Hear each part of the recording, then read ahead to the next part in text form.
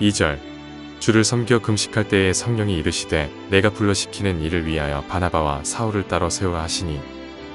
46절 바울과 바나바가 담대히 말하여 이르되 하나님의 말씀을 마땅히 먼저 너희에게 전할 것이로되 너희가 그것을 버리고 영생을 얻기에 합당하지 않은 자로 자처하기로 우리가 이방인에게로 향하노라. 오늘 아침 우리가 사도행전 13장의 말씀을 함께 살펴봅니다. 이제 사도행전에서 드디어 이제 1장부터 12장까지는 예루살렘 교회 사도 베드로의 그 사역으로 중심으로 모든 일이 진행된 것을 기록을 했고, 이제 13장부터는 이방인에 세워진 이 안디옥에 세워진 이 안디옥 교회가 이제 이 복음을 전하는 선교 사역을 하는 그런 교회로, 또 바울과 바나바가 여기서부터 사역을 출발하는 그런 것을 보게 됩니다. 안디옥 교회는 예루살렘으로부터 복음을 받은 교회인데 이제는 복음을 주는 교회로 바뀌어졌습니다.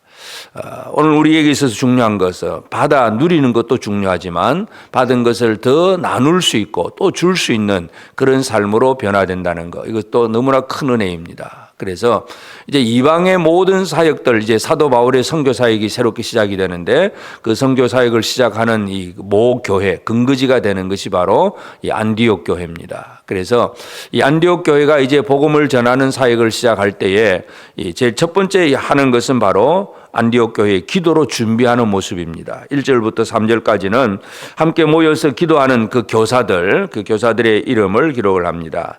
그래서 바나바와 니게르로 하는 시몬과 구레네 사람 루기오, 그리고 분봉왕 헤롯의 젖동생 마나인과 사울, 이런 사람들이 금식하며 기도하면서 결국은 이 금식하며 기도하는 것이 어떻게 하면 복음을 잘 전할 수 있을까, 더 많은 사람들을 어떻게 하면 구원할 수 있을까, 이것이 그들의 기도 제목이었습니다. 물론 이제 우리가 앞에서 12장에서 베드로가 투옥이 감옥에 들어갔을 때 교회의 기도는 어떤 대적에 대해서 막아내는 기도였다면, 수비하는 기도였다면 13장의 기도는 이제 공격하는 기도입니다. 어떻게 하면 복음을 전하고 많은 영혼을 구원할 수 있을까?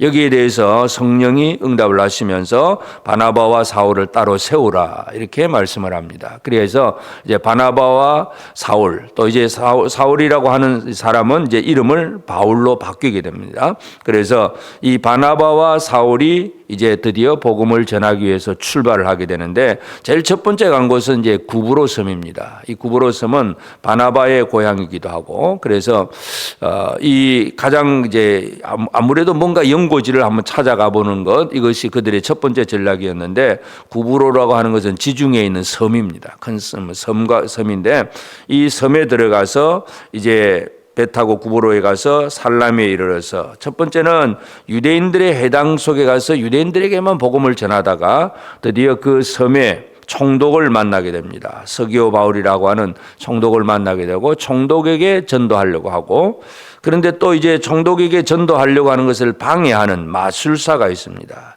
이 마술사 엘루마가 등장을 하고, 그래서 마술사가 복음을 전하는 걸 방해하려다가 오히려 바울이 그의 눈이 멀어지게 하는 그런 일을 하게 됩니다. 우리가 이제 사도행 앞장에서 1장부터 12장까지 베드로의 사역과 그다음에 13장부터 나타나는 바울의 사역을 비교해 보면 아주 비슷한 점들이 거의 반복되다시피 하는 것을 보게 됩니다. 물론 똑같진 않지만 베드로는 그 사마리아에 가서 이제 마술사 시몬을 만나서, 시몬은 돈을 주고 안수하면 성령 받는 것을 구하려고 할 때에 책망을 하는데, 바울은 이제 박수 엘루마를 또 이렇게 마술사를 책망을 하고 그의 눈이 멀게 합니다. 그래서 하여튼 복음을 전하는 과정 속에 이 놀라운 능력들이 나타나게 되고, 그로 인해서 총독은 더 예수를 믿게 되었다는 것을 보게 됩니다. 그 다음에 이제 그 섬을 떠나서 다시 이제 소아시아 지역 이제 다시 들어갑니다.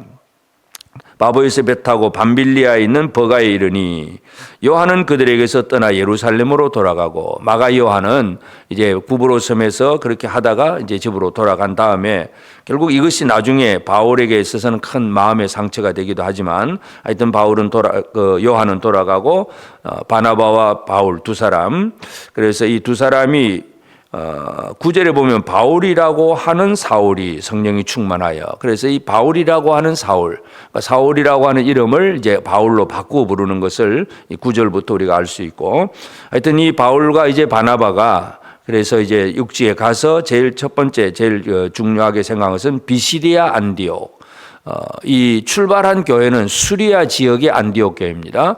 그리고 이제 1차적으로 이제 가서 첫 번째 설교를 하는 것은 비시디아 지역의 안디옥. 이 안디옥 교회는 같은 이름이지만 지역이 다릅니다. 그래서 수리아의 안디옥에서 출발해서 구브로로 갔다가 이제 비시디아 안디옥으로 가서 그곳에서 이제 안식일에 회당에서 이제 설교를 하게 됩니다. 그래서 이제 함께 유대인들과 또 유대교에 입교한 경건한 사람들이 모였을 때에 회당장들이 설교할 뭔가 말할 형제들을 건면할 수 있는 사람 있으면 말하라 하니까 바울이 일어나서 그때부터 설교를 합니다.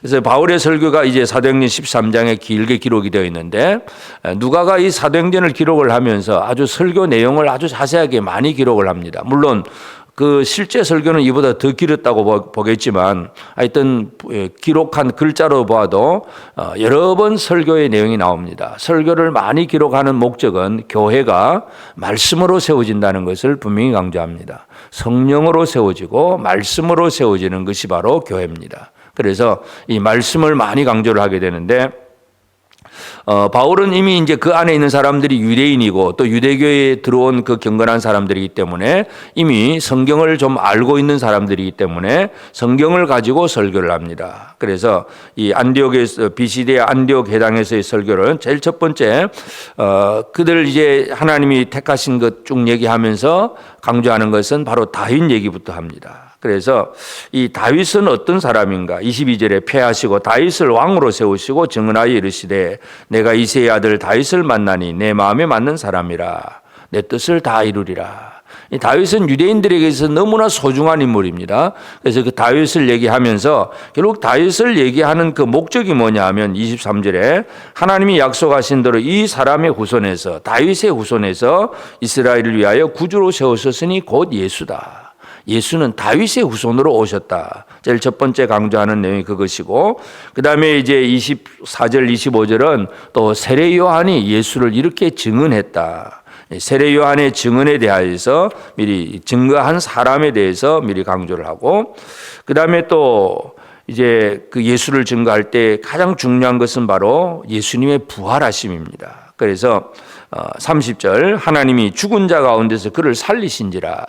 유대인들이 예수를 십자가에 못 박으라고 빌라도에게 넘겨주었지만 그러나 하나님은 예수를 죽은 자 가운데서 살리셨다. 결국 사도들의 모든 설교의 핵심은 뭐냐면 예수의 부활입니다.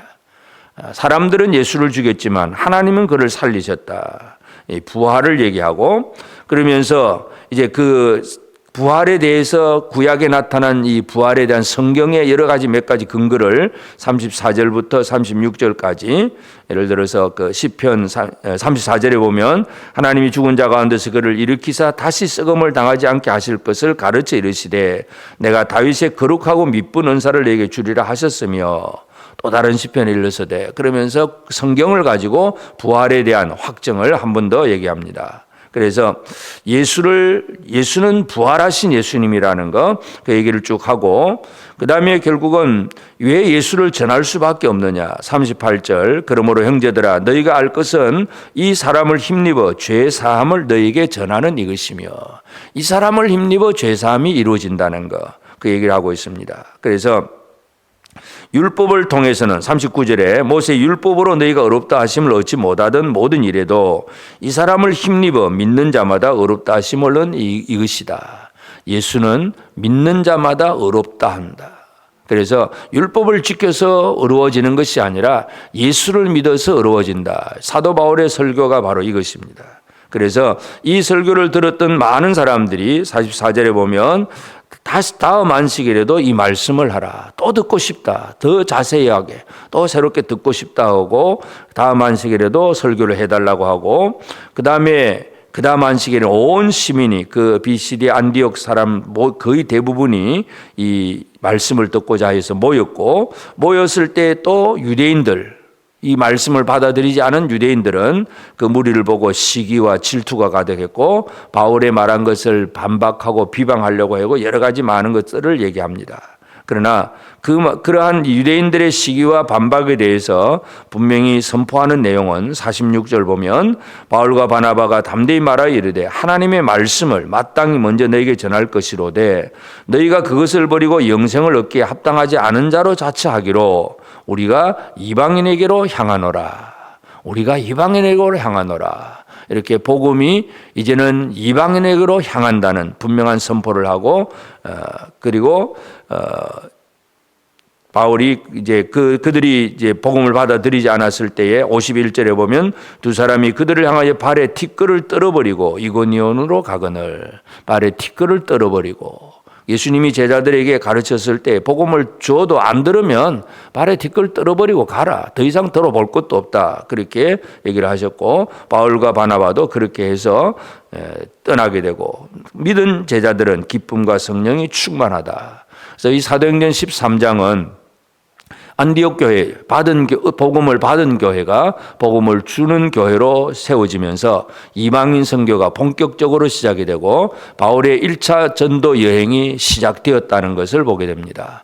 구브로스모로 갔다가 비시디의 안디옥으로 가서 설교하는 내용들인데 오늘 우리의 삶에 있어서도 첫 번째 과연 우리는 하나님 앞에 받은 은혜를 얼마나 또 나누고 줄 수 있는 사람으로 살고 있는가, 받기만 하고 끝나는가, 받은 대로 또 나눌 수 있는가, 이러한 부분들을 생각하면서 오늘 나는 누구에게 무엇을 나눌 수 있는가, 복음과 생명과 은혜를 나눌 수 있는가, 이러한 부분들을 생각하면서 이 아침에 함께 기도해야 되겠습니다. 그러면서 이러한 과정 속에 물론 하나님께서 준비하셨기 때문에 바울이 이와 같이 많은 공부를 했고 준비했기 때문에 또 이와 같이 정확하게 설교를 할 수도 있긴 하겠지만은 하여튼 우리에게 주신 그 은사대로 받은 바 은사대로 또 가지고 있는 능력대로 우리가 할 수 있는 일을 최선을 다해서 또 담대하게 시기하고 비방하는 사람이 있으면 그것까지라도 참아내면서 담대하게 복음을 전하는 이 바울과 바나바처럼 우리에게 참 이 주어진 사명을 잘 감당하는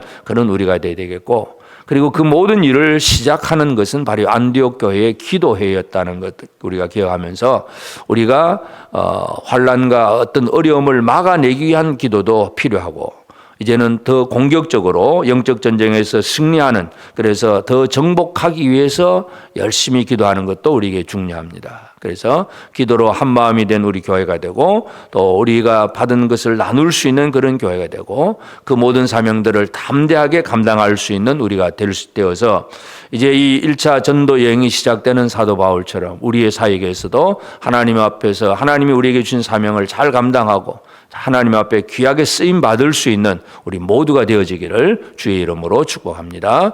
기도하십시다. 이제 오늘 받은 말씀으로 함께 기도하겠습니다. 복음을 받은 안디옥 교회가 복음을 나누는 교회가 되듯이 우리가 받은 하나님의 생명과 은혜를 어떻게 나눠야 할지 알게 하시고 생명의 은혜를 잘 나누는 삶이 되게 하옵소서. 바울이 복음을 전하는 사역 방향이 이방인에게로 가야 함을 깨닫듯이 우리 사역의 방향을 알게 하셔서 하나님의 원하시는 곳에서 하나님의 원하시는 뜻을 이루며 살게 하옵소서.